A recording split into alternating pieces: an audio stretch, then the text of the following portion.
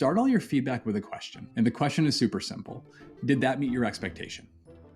You learn two really important pieces of information from that question. The first piece of information is, do we share the same expectation? So they might say like, yeah, that totally met my expectation. And I'm like, well, that didn't meet mine at all. The second thing you'll figure out is, hello and welcome to Polyweb. I'm your host, Sara Landi Tortoli, and my guest today is Dave Kline, former associate at Bridgewater, ex-Moody's Analytics, and PwC Consulting. the Bridgewater form of feedback was hard. When I left, I had over 11,000 feedback observations. In this conversation, we crack the code of the Management Playbook. We define what it takes to be a good leader and how you can become one, and how you can create a fulfilling business and career. Now you're like a coach. You're not an adversary. You're on their side. And so that's the next trick. So please enjoy this conversation with Dave Kline.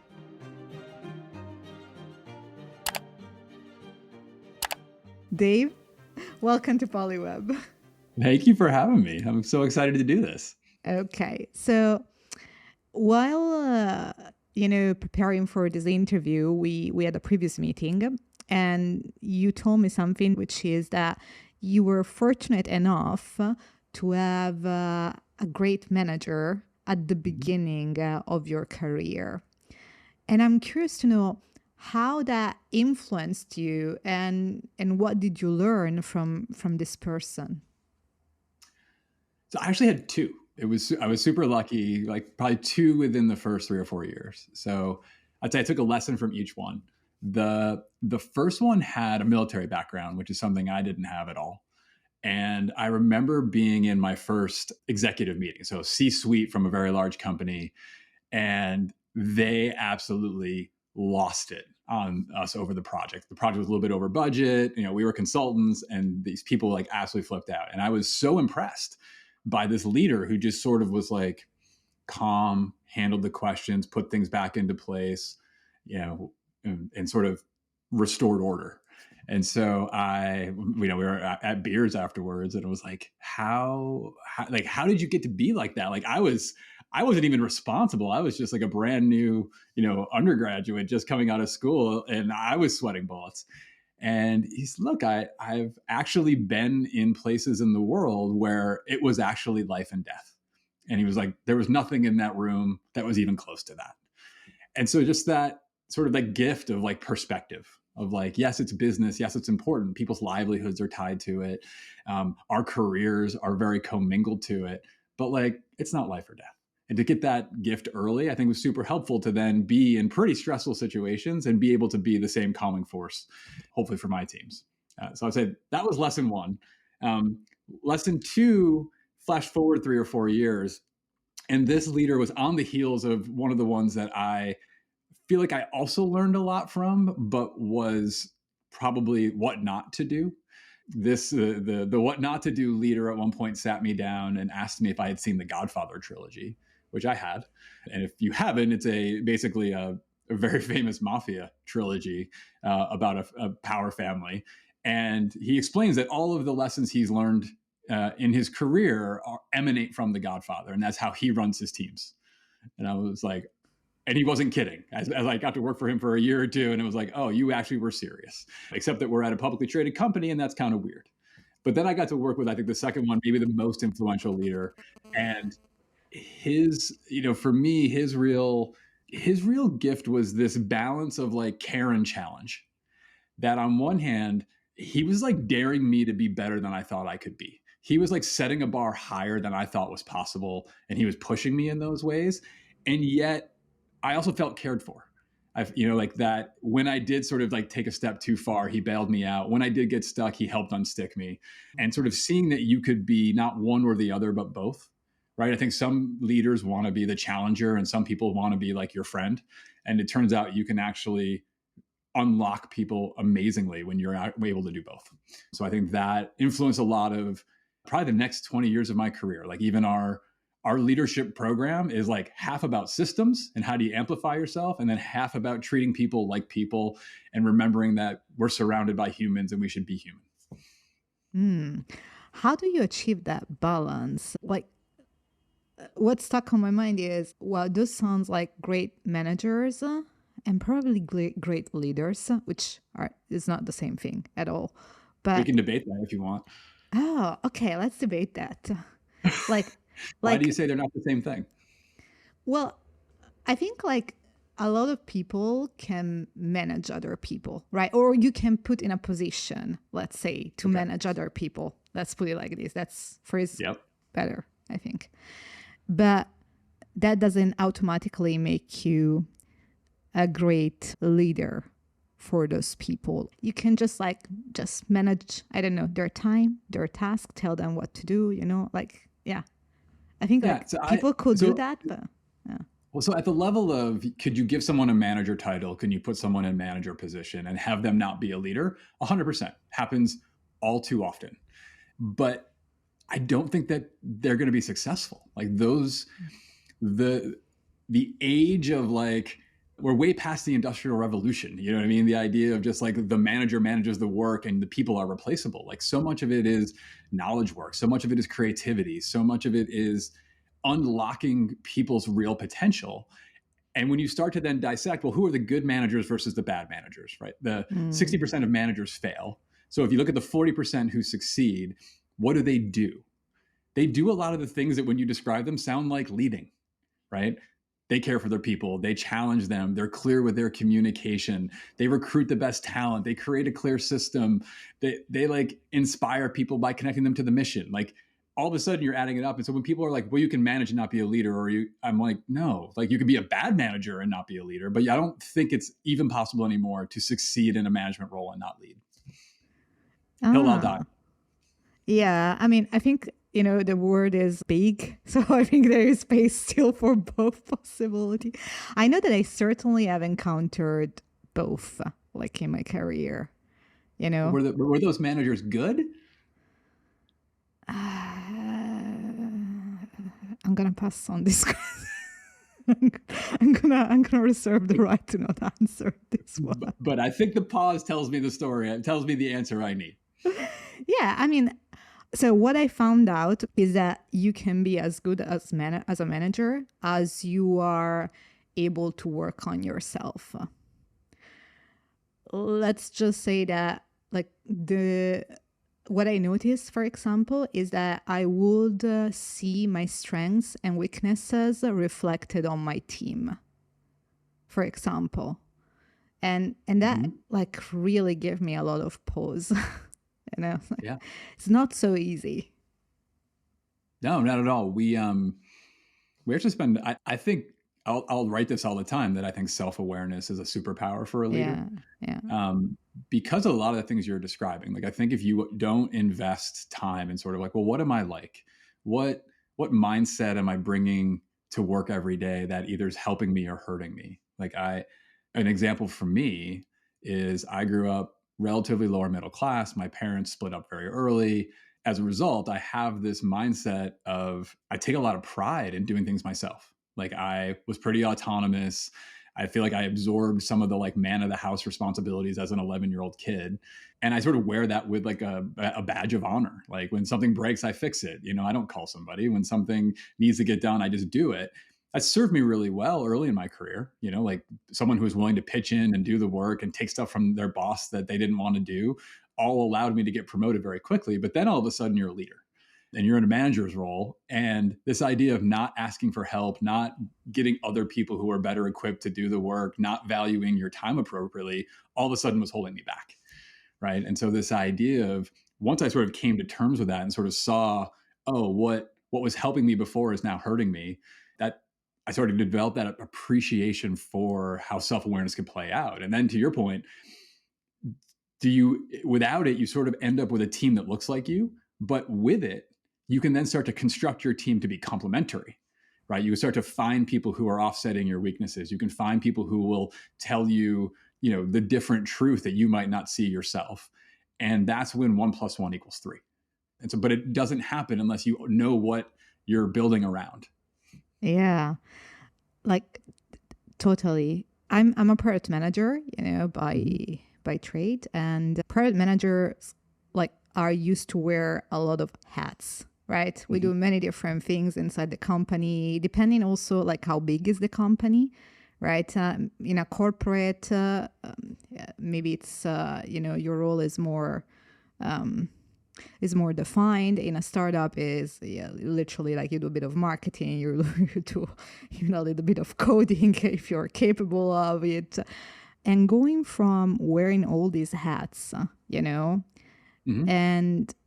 being a manager instead, where I don't have to do anymore the actual work, right? Or rather, like the content of the work is shifting. I kind of really felt lost, right? Because wait a minute, I was used to do everything, right? And now I have to empower others to do the things that I used to do. And at the beginning, I really got lost into this. I couldn't find the equilibrium between doing things myself, which I felt like a strong urge, and instead like empowering others and finding my new dimension. Yeah. I would say it's super common in the file. And there's a couple additional pieces that make it even more complicated. So there's one, a lot of companies don't actually free you up to do the second thing. So a lot of times they're like, hey, can you keep your job as an individual contributor and manage? So now and so you have that tension. And I see that probably happens more often than not. So you didn't lose any sort of work that you need to do, but now you have to like oversee, develop, nurture people, grade their work, etc. Then you're put in this position of the first thing I'm very good at. It's probably why they promoted you to be the manager. The second thing is all new. So chances are maybe you're good at it, but you don't feel confident that you're good at it. This is where like the imposter syndrome thing shows up. And given a choice from doing something I'm really good at or something I might not be good at, you can guess which one people choose, which is the one they're good at. So now they're back to doing the work, not managing. And so you have this like very natural tension, right? Like that you fall back on the thing you're good at, you're not going to manage. And then because you're not managing, your team's like, this person's not a very good manager. And you get into this very vicious cycle. And it's why I think it's so important to like give people the playbooks. Like it's a new craft. Like if you're going to learn how to be a developer, they're going to teach you how to code. If you're going to learn how to be a manager, most managers' approach to development is, I figured it out, you will too. Yeah. And that's just not a great way to do it. There are specific ways you can coach people, develop them, give them empowering feedback, set clear expectations, communicate what the team is doing, assess good talent, etc. There's just simple ways to do those that actually allow you to be a good manager. So let's go after this playbook, right? Okay. So, and this is what I wish I had also, like let's say that. Me too. That's why you're writing now. Yeah, it's mostly a love note to myself 20 years ago. Which is always the best thing, right? You write for yourself, in the past. Like, let's say you're promoted and for the first time you go from, being an individual contributor to manage other people, have a team, So how could you become the best possible manager that you can be? What's the playbook?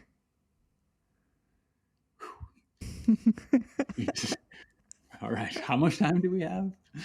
We have a lot of time. This is a long form podcast. Take by time. Yeah. Well, I think there's almost two dimensions to it. And so why don't we hit them separately? The two dimensions I would say are, what's sort of like, how would you go make your entrance into this team over the first 100 days? And so we can pull apart that framework. And then there's a second thing, which is, how are you ensuring you're getting the support you need to learn this new craft, right? I think the second part's easier, so I would just cover off on that, which is, and it sort of starts from that self-awareness place we began at, which is, okay, do you have alignment with your new manager, who should be now managing you, on what winning looks like? Like, what do they want from a leader in this role? What do they expect you to deliver? Do they have specific ways they expect you to deliver? A lot of times people are super clear on the what, like this team's going to do 3 releases this year, or this team's going to grow territory by $20 million, or this, et cetera. But the what matters a lot. The what can be tied to the culture, like how this group operates. The what can be tied to team performance and happiness and engagement. The what can be tied to specific security risks or legal risks. There's lots of different components that are important to be aligned with whoever is assessing you on how you're going to take this on. And then I think the other side of that equation is, what support do you need? Like, do you need training? Do you need a coach? Do you need access to them? Do you need a mentor within the organization? And that should be premised a lot on, like, what have you proven capable of doing already? And what does this job require you to be capable of? And how are you going to close the gaps on the ones you haven't done yet? So I think that's just like the basic playbook for getting the right support. Okay, but how do I know what I don't know? Like, you know what I mean? Like at the beginning, when you start something new, you can figure out, okay, I need to learn how to manage people, but there are things that you don't know that you don't know. You know what I mean? Yep. So how do you go about discovering those if you become a first-time manager? Good. So you're leading into the second playbook, I think. Okay. So this is the one I think is a little bit harder and a little more in depth. The way that I've coached people through it is I would break it up into 3 phases. I call it roughly a month per phase, but I don't know, like sometimes you can go faster, sometimes it's slower. I would say phase 1 is all about understanding. It was funny, I was coaching someone earlier today and I was saying, like, there's this mistake when someone gets promoted or takes on a new team where they want to go in, have an impact, show strength, be confident, answer every question, change everything. And it's the worst possible thing you can do in the first few weeks. Yep, done that. You're right. We all. But the reason, so you have to start with understanding, because you have to sort of like, you have to understand the past. You have to understand like what you're stepping into, and like, why did smart people make the decisions they made? Some of them were good decisions, some of them might have been bad, but they made them. And like, how did you get there? And like, assuming that everyone who came before you was terrible is a bad way. So it's like, let me at least understand the past so I can honor it, even if we're going to change where we're going next. And so we can click into what you would focus on and understand. The second part is synthesize, right? So you're going to take all this information you've piled onto the table, all these connections you've made, the customers you've interviewed, the projects you've reviewed, the performance evaluation, all this information, and say, like, how do I make sense of this, right? Like, what's working on my team? What's not working? What do I want to keep doing? What do I need to stop doing? What should I start doing? What's the most important, initiatives for me to accelerate? Where are the quick wins? Things of that nature. You should walk away with a bit of a roadmap of, okay, now what do we do and who's going to do it? And then stage 3 is going to be execute. Like, okay, you've taken the time to really understand, you've developed your synthesis of what matters, and now you've got to put things into action, right? And the faster you can take action, the more you're going to get new data. So no longer relying on the data of the past, but now the data of the present, where it's going to give you that signal back to adjust as you go. And frankly, I think if you take more than 3 months for this and you don't execute, like, they're going to start to wonder what it is you're doing. So that's why I try to get through this as fast as possible. But I think a lot of people jump right into stage 3. They're like, I'm in here, I just got to make things happen. And what you miss out in 2 key things, like you miss out on the real signal of what you should be doing and the ability to, again, sort of that idea that as you're elevating into this leadership role, part of what you're getting paid for now is to decide what to do, not just do it, right? Figuring out what's important, figuring out the clever way, figuring out the new opportunity. And the other part is to bring everybody along. Like, you want them to be bought in. You want them, that's where you can use that synthesize stage for that purpose. Like, let them help write the story. They're much more likely to carry it out if they feel like they're co-authors. So anyways, we can click into any of those 3 stages or all of them, but that's how I think you figure out, like, what do you not know? Now, there's frameworks in stage 1 that I think can help you, right? Because you want to you think about who you want to talk to, right? You probably want to talk to your manager, your customers, your team, your peers, any important vendors, depending on your group. And then you're like, well, what do I want to know from them, right? You sort of want to know, like, what's working, what's not working, where are their opportunities, where are their risks? That should give you a pretty rich surface area on everything except your people. And so on the people side, you want to start to assess, like, do I have the team I need? Are they performing, not performing, happy or unhappy, at risk, or, going to stay, things of that nature. And you sort of end up with like these 2 heat maps, the heat map of the work and the heat map of the team. And that should guide you into that next synthesizing stage. Okay. So these, like what you pictured, like this roadmap is for your first 100 days, Yep. right? Which could be also like 100 days, like in a new company, by the way, like not just in For sure. in a new position, right? So I want to double click on the synthesize, because then if you do this right, I think you can also execute pretty accurately, let's say. Mm-hmm. So in the synthesize phase, you said you take all the information that you got, which at this point is a lot, right? Mm-hmm. And you make something out of it. You make a Mm-hmm. plan out of it. So Yeah. how do you take all those unstructured, let's say, information that you get from all those different sources, you make them yours, and you create a strategy around it? Mm-hmm. How do you do that? Yeah, like, do you have any framework, anything that can help? Mm-hmm.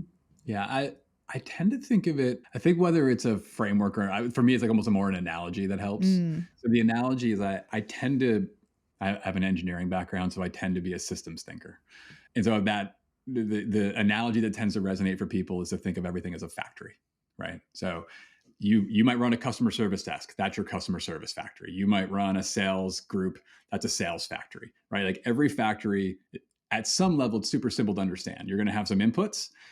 You're going to have some inside the factory is going to be a combination of people, process, and technology that should ideally produce the output you want, right? So it's like you just take a sales organization. The input is going to be like, we have something to sell. Inside of that factory is going to be a bunch of salespeople. They're going to follow call sheets, and there's going to be CRM workflows and all of that. And ultimately, what it should spit out is customers who have given them money. Like that's kind of the simplest version of the factory. And so the reason I go there is because then, like, okay, as I'm dropping into this team and I'm getting all this information, the information is going to give me a couple of hints. Hint number one is there's already a factory running. Like whether you like it or not, something's happening. You have a bunch of people doing stuff. So, and you probably don't want to drop that, right? If you're in the middle of a sales season, you're taking over a new team, you don't want to like tell them to all stop while you figure it out. So there's part of the factory has to keep running as it is. And that's going to take capacity. You're going to think about, do I have the right people doing it, et cetera. Then there's a second set of work that's going to come out of this, which is where do I need to fix the factory? That's going to be my improve. Like, how do I improve? Like, am I going to swap out a process? Am I going to put in a new CRM? Do I need to hire some new salespeople? Do I want to rearrange territories? Whatever those answers are that you've learned from sifting through all that information. And some might be things you can do quickly. Like, oh, we're going to swap step 2 and step 3 in the factory. And some might be, oh, we need to completely overhaul this. And it might take you 6 months or a year or 2 years. So it really just depends on what it is, your group, and what your thing is doing. And then again, sort of as we talked about in the setup, you're leading people, and you have people in this factory, right? And so you're now figuring out, as I start to anticipate the improved factory, do I have the right people working it in the right? Do they have the right capabilities? Are they excited to work in a factory like this? Do we have a culture where how they operate makes the factory go faster and perform better? Or is the culture sort of like rotten in some way, and I need to like figure out how to undo that? And so that's sort of the analogy I have in my head. If that pile of information is not about how I run the factory, improve the factory, or get the most out of the team, it's probably not that important. How do you, so a few things that I struggle with in the past that I'm going to throw at you, like this. So the first thing is, for all those 3 phases that you mentioned, like you say that more or less should be the plan for the first 100 days, right? And I feel that this is certainly possible and doable, maybe in a bigger company, where it's the organization is very complex, and you need time, to figure out who to talk to, how the various department works, etc. In a startup, however, you basically have to, enter the company, you arrive, and you start basically rolling. and make a contribution, right? So how can people that, work at a startup can kind of resist or push back, let's say, when they're asked to make a contribution before they feel really onboarded or they understand the business? Well, I think there's two ways. Above it all, like the 100 days part isn't the important part.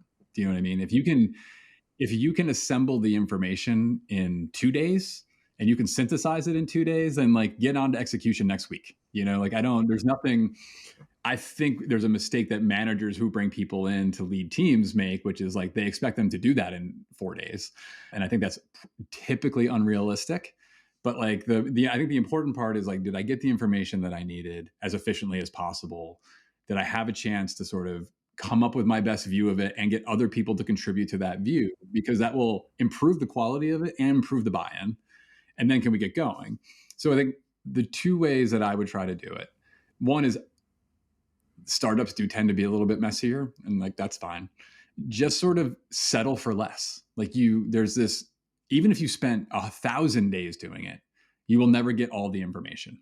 You will never come up with the perfect synthesis, which again is sort of like why I want to get to the execution phase, because I'm going to start generating new information to feed back into my choices. And so I'm just like, you should still try to understand the company and its culture and what led you here and why they brought you in, and like answer those questions, but like constrain yourself and just go faster. So that's one version, which like I'm going to take on more risk because I'm going to go faster through these stages to get going. And that should be aligned to a startup. Like they should be okay with that and understand that. The second version is to like buy yourself some time. And so the way that I would do that is like it shouldn't take you more than a week to figure out two things. Now I can almost think of it as a 2x2. It's like, is it hard or is it easy? And then is it meaningful or not meaningful? Mostly to the team, right? And you're just looking for like the quick wins that are meaningful. And so by doing that, you can sort of pull forward some pieces from the execution and buy yourself time to actually go more slowly through the data accumulation and the synthesis of all the rest of it. So like to make that super practical, if I had to do two things, I would figure out like, what is the one thing that the person who brought me in thinks we have to solve? And I'd figure out how to start solving that right away. And then I would go to the team and say like, and understand like the single thing that is most painful for them, either because of how we're constructed or what software they have or whatever else. And I'd solve that problem. And if you can solve the one problem the manager brought you in for and solve the one problem that's like frustrating the team, you just build trust and buy yourself time with those two core constituents. So that's how I would sort of hack this approach for a startup. Yeah, makes a lot of sense, actually. The second piece that I mentioned that I think people, myself included, struggle with is that when you start in, as a new manager or in a new job, you have, processes that are running, right? Mm-hmm. And then there is your execution, right? So where you actually start to make your contribution. And it's like at one point, those two things need to merge. Or, you need to lead towards your new path. Let's call it like this, right? Yeah. So how do you manage this transition? And how much effort do you allocate towards, I don't know, keeping running existing processes and projects versus, the new things, the new implementation? Mm-hmm. Well, I think if you're sort of following that same three stages, that synthesize phase gives you it gives you sort of the place to have the conversation to do the transition, right? Where if you're saying like, okay, we went through the inventory of all the existing processes and projects, and we said like, these processes are, they're good, they're efficient, they're necessary. We're going to keep doing those, right? They're going to go in my keep bucket. Oh, this process is important, but totally inefficient. Okay, that's, you know what I mean? Like it's going to go, I'm going to probably like improve that, or I'm going to if it's a total overhaul, I might stop doing it the old way and completely start a brand new way. Right. So you can sort of solve that with you, maybe that's part of your improved project. So that's sort of how I would think about it, is like the important part of that second stage is not the decision. It's sort of the bringing everybody along as part of the decision, and like letting them like letting them object, be like, I want to turn this off. Like everything you guys have told me tells me that this thing is not necessary. We should turn it off and get all of your time back. And let them object. Like let someone say like, oh, no, you're missing why this is so absolutely critical. We have to do it. Our factory will shut down without it. Or they'll all be like, thank God. Like get us out of that business. Thank you for the time back. We'd love to work on more important work. So I think there's a reason not to rush through that stage, which is like you can sort of just decide for everybody without that chance for them to give you feedback and get the buy-in, et cetera. And you're just making it harder when you actually try to execute, because then they're going to push back on you, or you're going to make bigger mistakes that you have to unwind, things like that. So that's the place I would do most of that work. Okay. And the last piece. Okay. So you said before that, one of the things that you will look at is culture, and, if the culture supports, let's say, the type of team environment, that you envision to allow the team to perform at its best. What happens if the company doesn't have that type of culture? How can you, as a manager of a single team or a unit, influence and create instead a culture that supports rather than detract? So we should just pull it apart, because it's a vital question, but it's a little bit tricky. So let me tell you why I think it's tricky, and then we can pull it apart. I think it's tricky because at some level, culture is like really hard to understand. And then at another level, it's super easy. Like at the level that's super easy, it's like the sum total of all your behaviors, right? Like you can write a lot of slogans, but that's not your culture. Your culture is like, how do people actually behave when they're doing the job, when they're at work? And that's like how your leadership behaves. That's how your customer service desk behaves. And so there's part of like, it's super easy. It's just like, can you then get the behaviors you want? Okay. Now, the reason I say it's complicated is because your premise was, okay, the company culture doesn't support the behaviors you need to achieve the mission. And where it's hard is like, well, why? First is why? Why doesn't that happen? One version of it is like, they haven't really focused on it. It's sort of not that's not the way the leadership is wired. So like cultures just sort of happened organically. So it wasn't an intentional choice. It just sort of has unfolded the way it's unfolded. There's a very different version of it, which is the leadership has been very intentional, and those behaviors are very much on purpose, and they're running up against how you would want to operate. And I'm like, that's hard, because I think you may have just made a bad choice. Like you may have picked the wrong company to go work for. And if you are trying to create a team whose culture is going to like run against the culture from above that is being created, you're never going to get anywhere. Like it's just super hard. Like my last 10 years working at a company was Bridgewater. Bridgewater is very well known for having a very strong culture. I ran a team. It was a new team, and we were really struggling early on. And so one of the things that I was seeing is like, I'm not getting, despite being in this clear culture, I'm not getting the behaviors I think that I need for people to feel really engaged, to find like reward in the work we were doing, because it was hard. It was kind of controversial work. And so what we did is we did an exercise and said like, well, what can we codify the behaviors? Like, can we write down and agree, like, these are the behaviors we think need to happen on this team for us to win? But the rule, like the sort of the guiding principle above that was, it had to align to the company's culture. Like it could be additive, but it couldn't be at conflict. And so we went through that process, and it worked out. We actually gave the pen to the most junior people. We were like, what do you think we need to do and change in terms of how we approach problems, how we interact with our internal clients differently, et cetera. And that gave us a shared language. We started to find the stories of people doing it successfully. That gave us a shared mythology. We changed a few of our ways we interacted to build rituals that reinforced that culture, that reinforced those values, that made sure that, we were debriefing in a way that everyone understood was meant to be mutually supportive, et cetera. So it can be done. You just need to make sure that it is in alignment with the company culture. Otherwise, I think it's an impossible task. Yeah, I think it's going to be very difficult indeed. You just mentioned Bridgewater and your time there. And for listeners who don't know, Bridgewater is the investment firm of Ray Dalio. And it's known for having, as you said, a very strong company culture. So maybe could you talk about your experience like working there, and what do you think it's applicable of some of the principles and practices that you saw at Bridgewater could be applicable to other companies today or could benefit other companies today? Yeah, I think the two that seem most universally applicable as I work with all these other companies, one is a more systematic approach to managing and leading.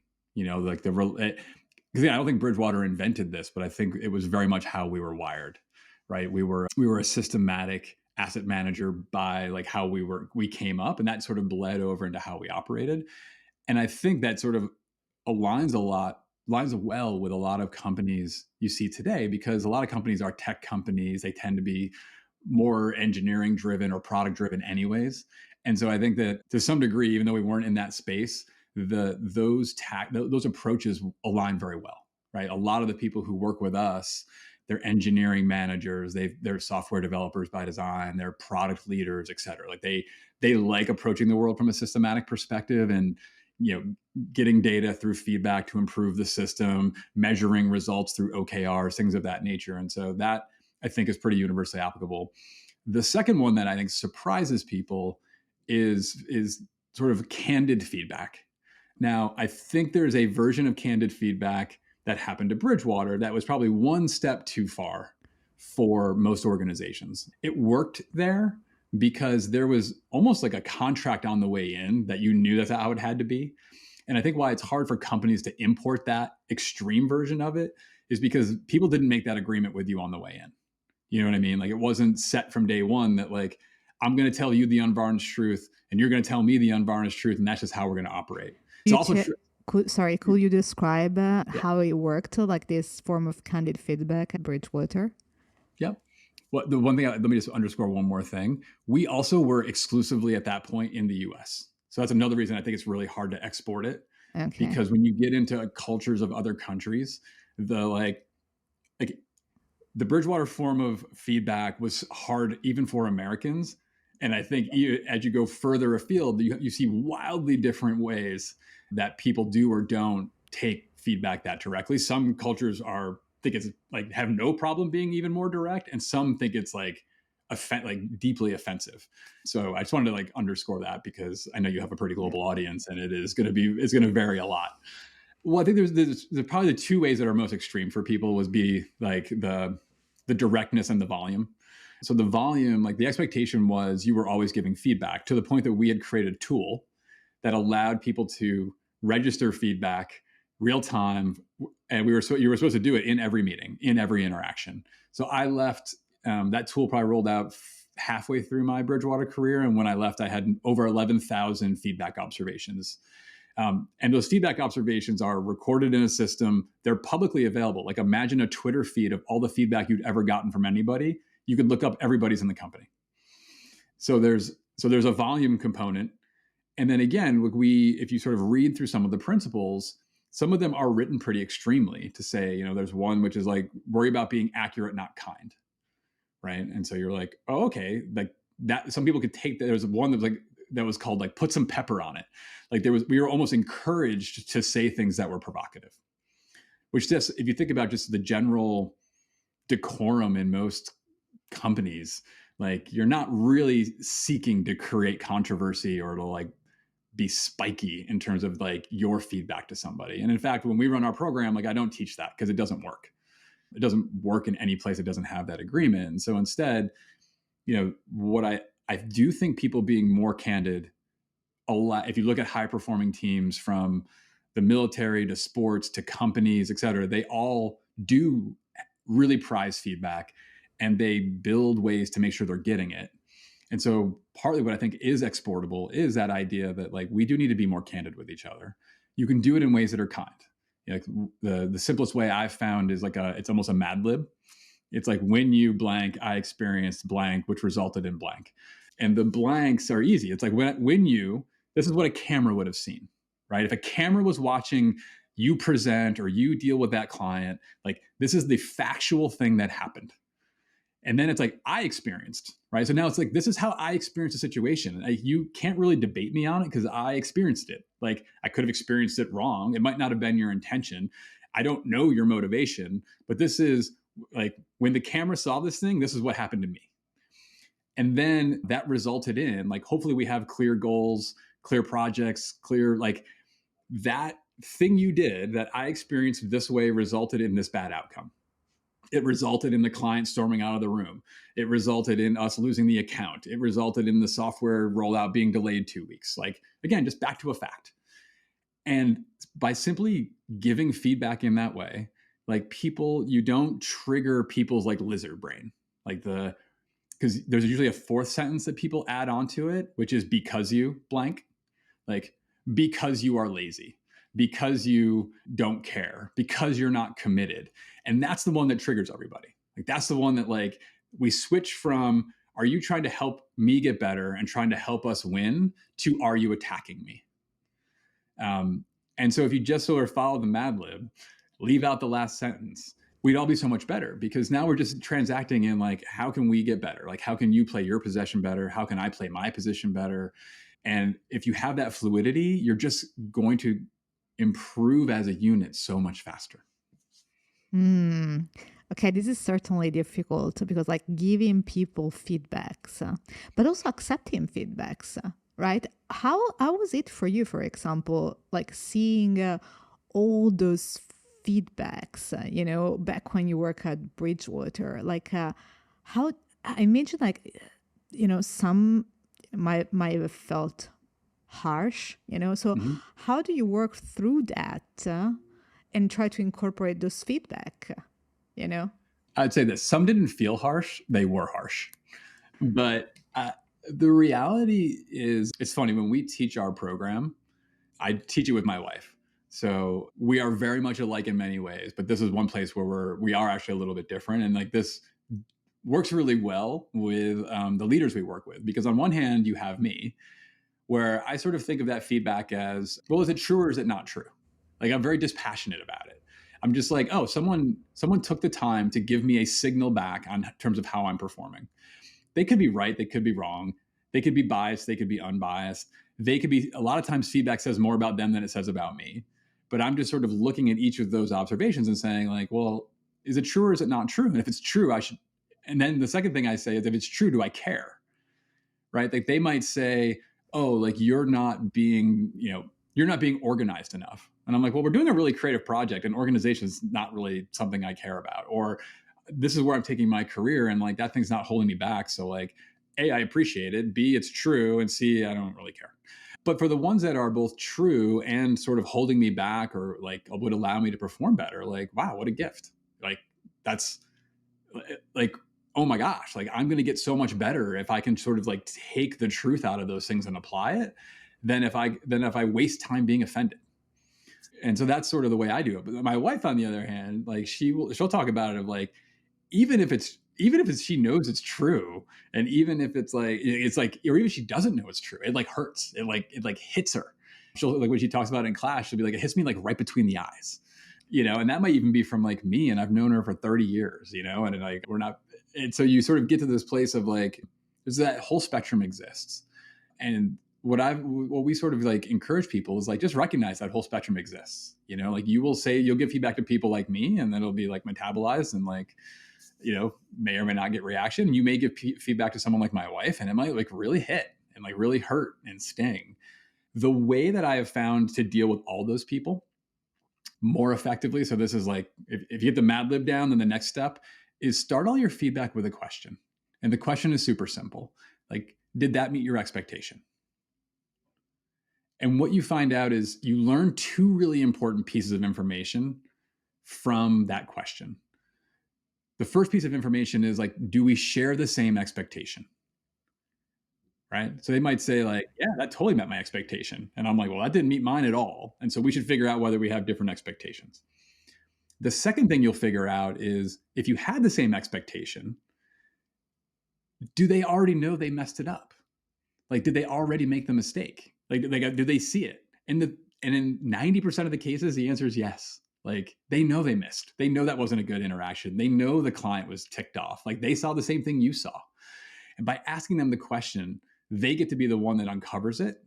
And now you get to almost like come around to their side of the table and say like, oh, what do we do about it? Like, how can I help you avoid this next time? How can I help you be more effective next time? What do you need from me? Now you're like a coach. You're not an adversary, right? You're not the critic anymore. You're on their side. And so that's the next trick. It's just ask a question and you'll learn so much more. They'll feel so much more heard because it's a conversation. Then if you do need to give feedback, again, you sort of have brought the temperature way down. So that's how I've embellished the Bridgewater approach to make it a bit more accessible for the world. Okay, I'm gonna absolutely steal this question moving forward. I love it so much. That's why we teach it. I love it so much, and it's really important. Yeah, like when it comes to giving feedback, like what's the right timeline, right? Do you give a feedback immediately, or do you wait until you have like a so-called performance review? Like many companies do have like, no. To say, okay, don't do that. Immediate. Well, it doesn't have to be. So I would say the saving it for once a year in the performance review, worst possible outcome. The best possible outcome is consistency. So except unless it's once a year and then not consistent enough. Because if you have a culture, so like the Bridgewater culture, the consistency was real time, right? The consistency was, and so it didn't, again, I keep going to the lizard brain because the thing you're trying to do with feedback is to get people to hear it, metabolize it, and perform better, right? And so if you trigger the emotional response, they have stopped hearing you and you've lost. And so the thing that puts people on heightened awareness is leaders who are erratic. And so that's why I say consistency is the most important thing. So if your consistency is real time, if your culture has established like we give feedback when it happens and that's how we roll, great, do that. If that's not your culture, because a lot of like a really pragmatic reason that might not be your culture is you're remote. Like something that everybody's wrestling with now is like they used to give feedback walking back from a meeting on the way to the next one, and now it's gone. There's no more walking back. We drop off a Zoom and disappear. And so that might be then that you might then have to say like, I will give feedback in all of my one-on-ones, or we will create we work with some companies who've created these rituals of like they come together at the end of the week and they sort of use that to give feedback. And sometimes it's praise and feedback. There's different ways to sort of go through that. Because again, feedback doesn't have to be negative. It can also be positive. In fact, more than half of it should be if you're really trying to play the game well. But so that's what I would say is like the specific frequency is less important than are you consistently doing it when you say when you've sort of agreed to do it. Okay, that's interesting, and I agree with you. Like the remote the remote setup, it makes it more challenging. However, like it's very difficult that people bother like slacking you after a meeting and say giving you feedback, positive or negative. It's like, okay, just finish this meeting. I'm gonna go to the next one and to the next one. And then just get lost. But it's important to still retain. Yeah, I think it's really important to still retain, this type of culture and loop for a team to work well. Let's assume that you are now, well settled in your role as a manager. How do you then position yourself as a leader or expert, let's say, both within the organization and maybe also outside of the organization with your, external stakeholders on social media? How do you do that? So this is something I was really horrible at.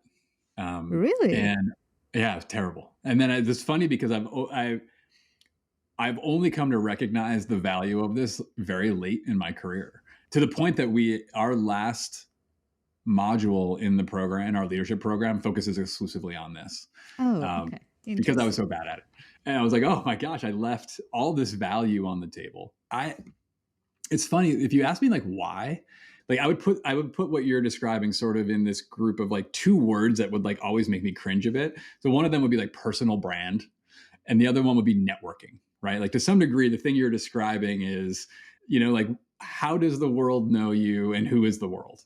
And I like chafed at both of those. I was like, I don't like a brand. Like who would be so like, I don't know. Like it was just like who would be so vain, And then networking was always so like I pictured these like terrible conferences where I gave you my card and you gave me your card and we like maybe would eventually do business together. It was like so transactional. It just felt so inauthentic to me. And so I just sort of I used the fact that I was at a very secretive hedge fund as a reason to just like hide on both those fronts.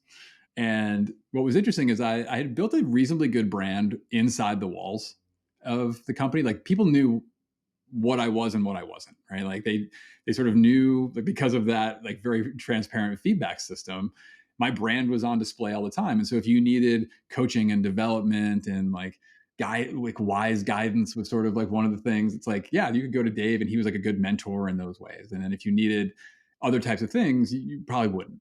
And so I had that inside, and then I like left Bridgewater and was like, well, the world should know all these things about me. And it was like crickets, like no one knew anything about me.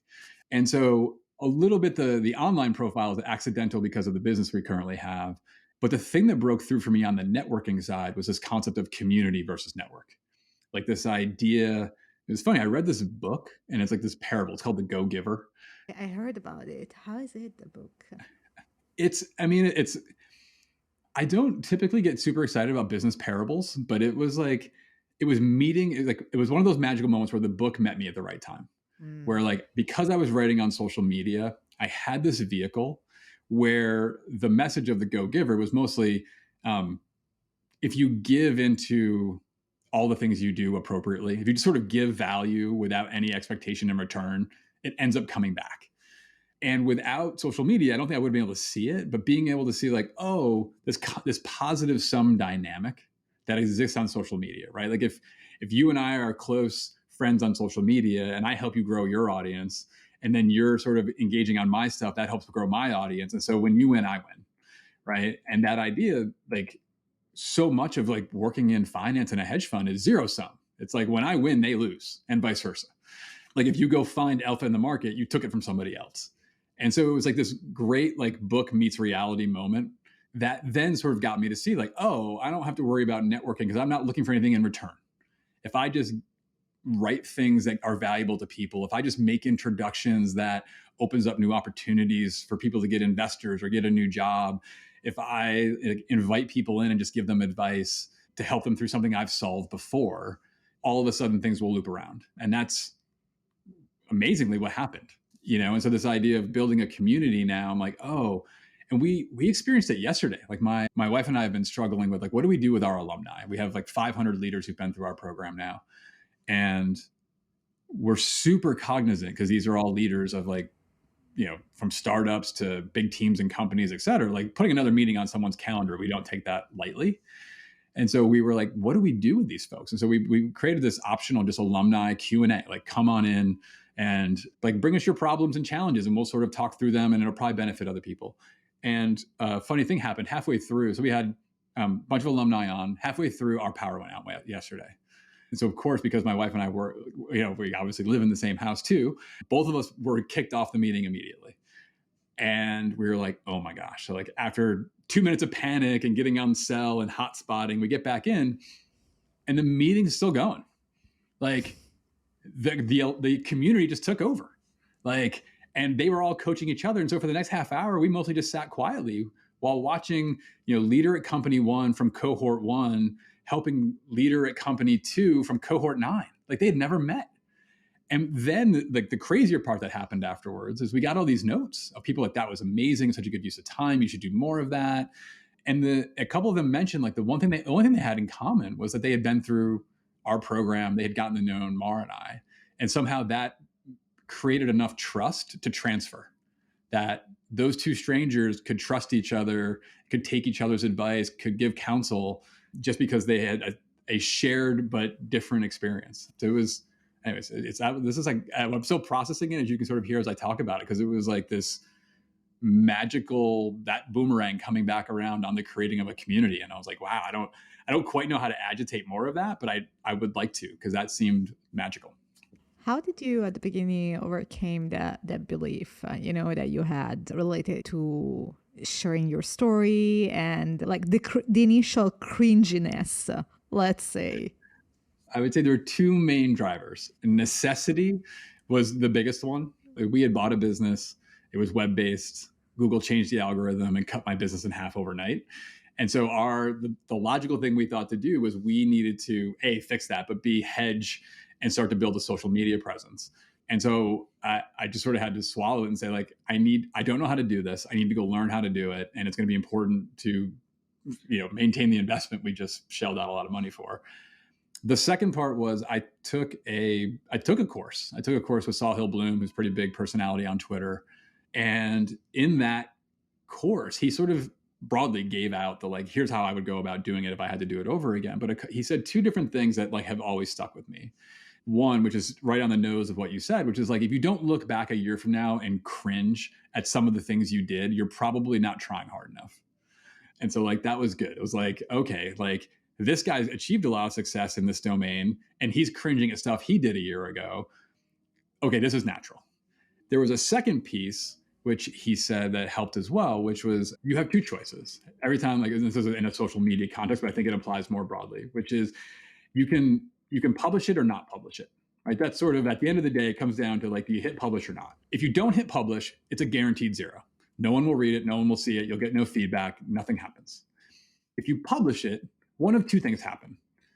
It takes off or no one sees it. So in a world where it's bad and no one sees it, you're exactly the same as not doing anything. But you have this asymmetric upside for the few times it does. And so like, and that just sort of resonated with me, like in a world of like, you're constantly looking for asymmetric bets where you don't lose much, but you only gain. It's sort of like that's flipped the switch for me. I'm like, oh, I can publish and publish and publish and publish. I won't always know what's good. I will do my best to make it good. And then I will get signal. Then I will get some traction, et cetera. And so that's sort of how I overcame the like imposter syndrome, cringe. Like, I can't believe I'm on Twitter writing things for a guy who for a decade never liked, commented, or retweeted a single thing. Yeah, and that's why I asked you this question, because I feel that a lot of people right now are kind of in that spot, right? They kind of realize that having a presence on social media is important, but they kind of struggle with it, So, but you said something about asymmetric bets, and it's something that I've been thinking a lot about lately, right? Yeah. What sort of asymmetric bets do you think are a no-brainer today for managers and in general for people who want to start a business? So when you were setting it up, the thing that was coming to mind immediately for me was, again, I was sort of going back to like, well, what did I screw up? And if I could go back 20 years, I would like do it differently. I woefully mispriced the value of investing in myself. So and it's funny that even if we just go back literally 18 months to when I was taking that course with Saul Hill, I remember sitting at my computer and it was like, I think the course was like $700, and I was like sitting there with my finger over the mouse for like 20 minutes. Like, this is a lot of money. Is this going to be worth it? Should I do this? Oh my gosh. And I'm like, I now look back at that and I'm like, I literally have a business that has like, we've worked with 500 managers. We've worked with 20 companies. I'm an advisor. I'm on a board. Like, the things that came out of that $700 investment, like, I don't even know how many X's to put on it. It's like, is that 1,000X? Is it 10,000X? Like, it's massive. And I'm like, it was like that light bulb went off for me of like all the decisions I had made for the last 20 years in terms of like not investing in like my own expertise and learning and development and coaching. And it's really only in the last 3 or 4 years that I've gotten my own coach and things of that nature. And so that would be one where I'm like, it's asymmetric. Like every $1,000 you put into yourself at 22, at 25, at 30, at 40, at mid 40s, like you get to reap the rewards of that for the next for decades. And each piece compounds on the next piece. And like, that's the thing we're all trying to do is like, how do you compound? And so if your downside is $1,000 course or a $10,000 coach and your upside is 100x, 200x, 1,000x, like that's massively asymmetric. And I think that if you just go to someone starting the business for the first time, like there's lots of ways, there's lots of places to go get that, right? Go get a business coach, go join On Deck and be part of an entrepreneurial community, go be a part of Chief. There's lots of places where those are expensive. Like these aren't inexpensive choices, like the three I just laid out there are probably $5,000 to $10,000 a year. But I don't know if you do see Alex Hermosi. He's on every social media. Yeah. I'm actually listening on audiobook to his book right now. Oh, are you? Yeah. He has this. I was listening to a podcast a few months ago, and he said this thing which like really resonated with me, which is like people talk about the cost of a course or the cost of a coach or the cost of a program, but the better way to think about it is like, what's the price of your ignorance? Right? There's two. You can go get that you're going to go learn that lesson in one of two ways. One way you can learn the lesson is like the hard way, and you'll eventually fumble into it. The other way is to get gifted that information, that lesson, that framework, that approach right now and start building off of it.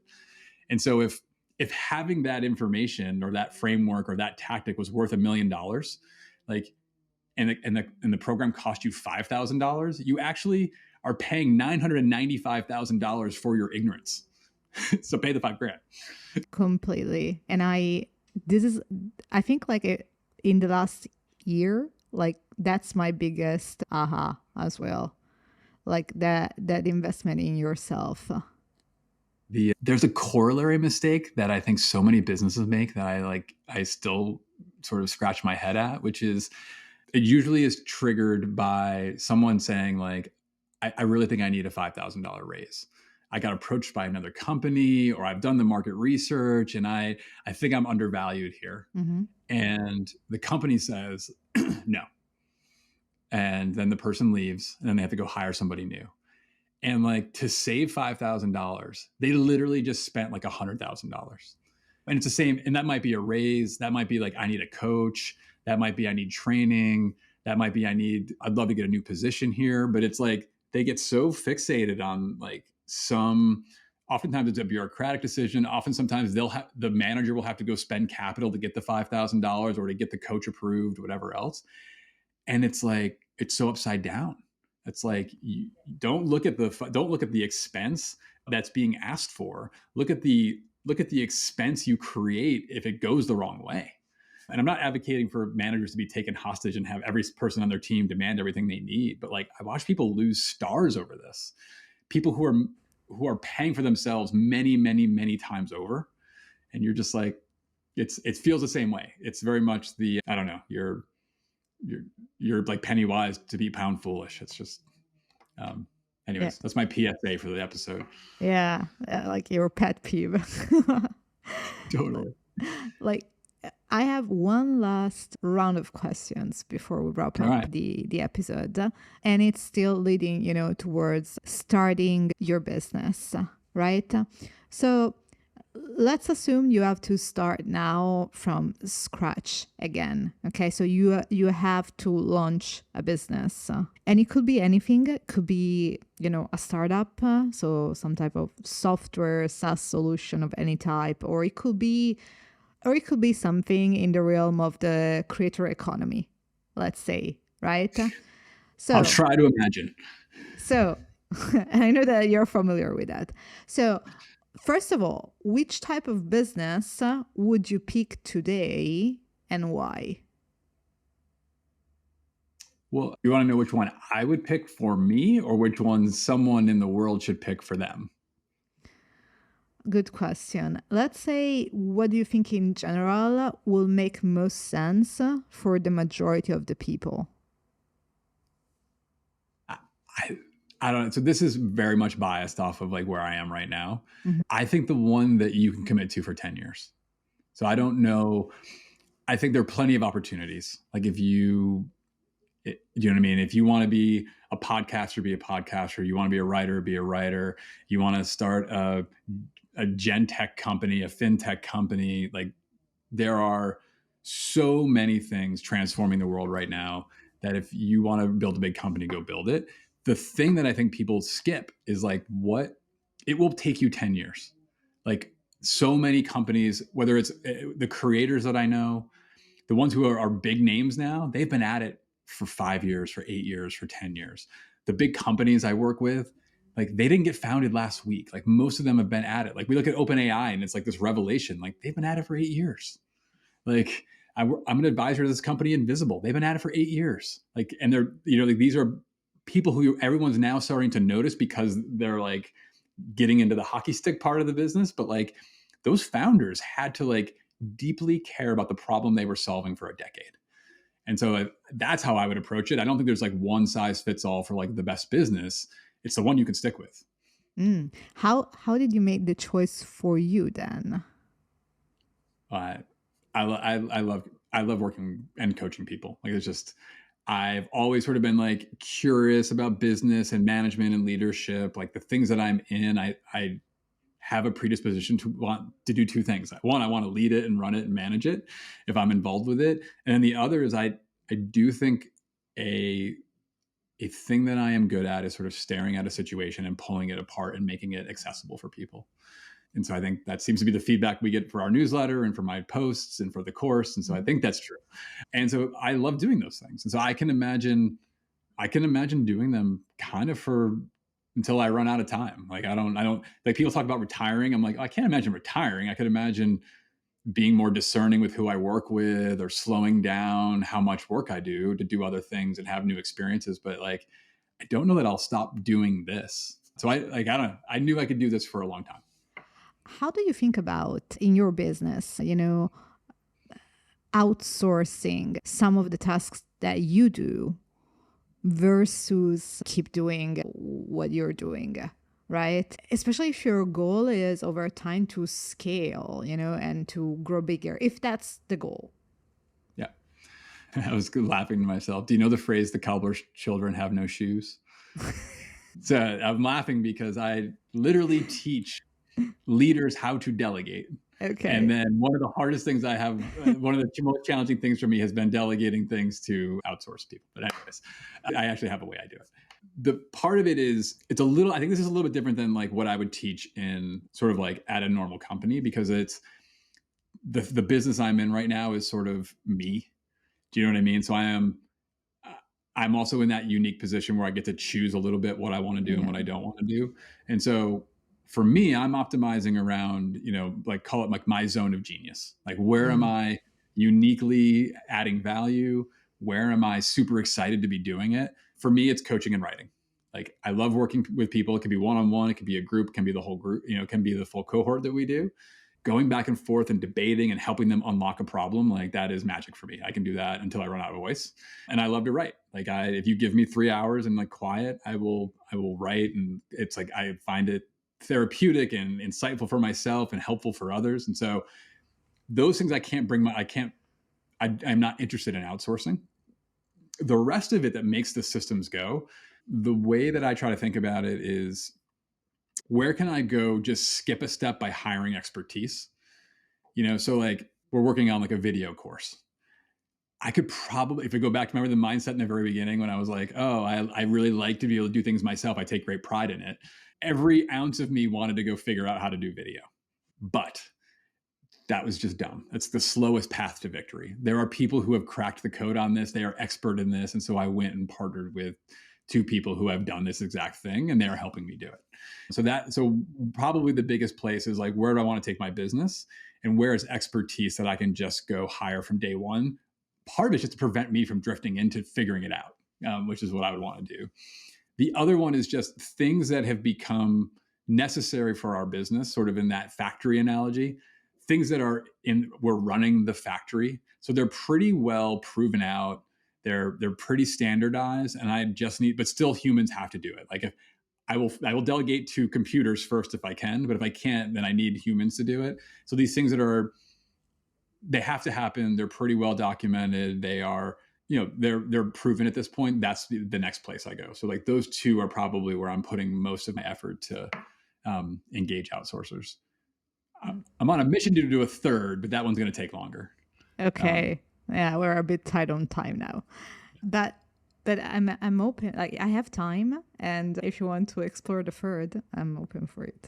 Yeah, the quick version of the third is just the third. Well, it's nice. There's a quick version and a not quick version. It's like, how ambitious can I be with delegating? The reason that's not that simple is it's sort of premised on like, well, what do I want this business to be?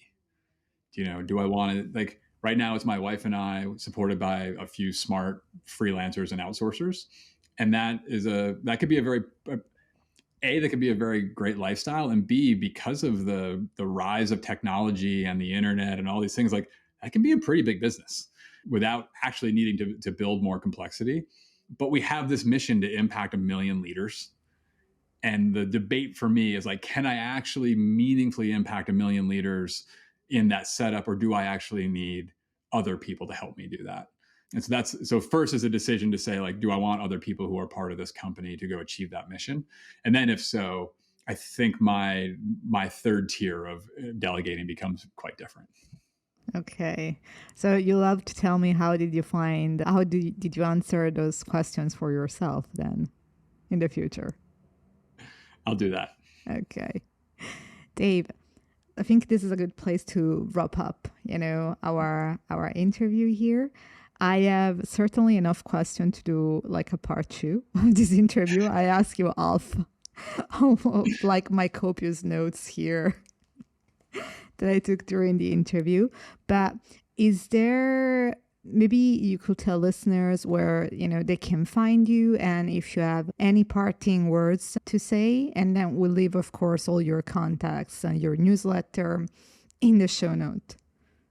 Perfect. Yeah, I'd say probably our favorite place to engage right now is the Management Playbook. So it's our weekly newsletter.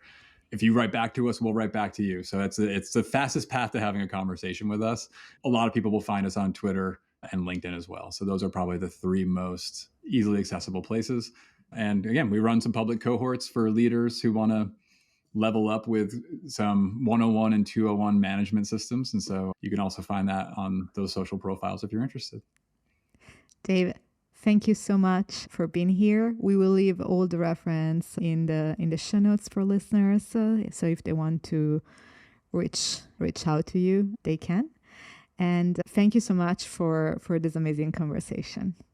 Thank you for having me. This was great. And for listeners, see you next time. Bye. That's all from today's episode. Thank you so much for watching or listening. If you find this episode valuable, you can subscribe to our YouTube channel or to the Polyweb podcast on Spotify, Apple, or your favorite podcast app. It would be fantastic if you could leave us a rating, a review, or a comment, as this really helps other listeners find the show. All the resources mentioned in this episode will be linked in the description and in the show notes. See you on the next episode. And if you cannot wait until next week, you can watch this episode right here that relates to some of the things that we talk about in this episode. Bye.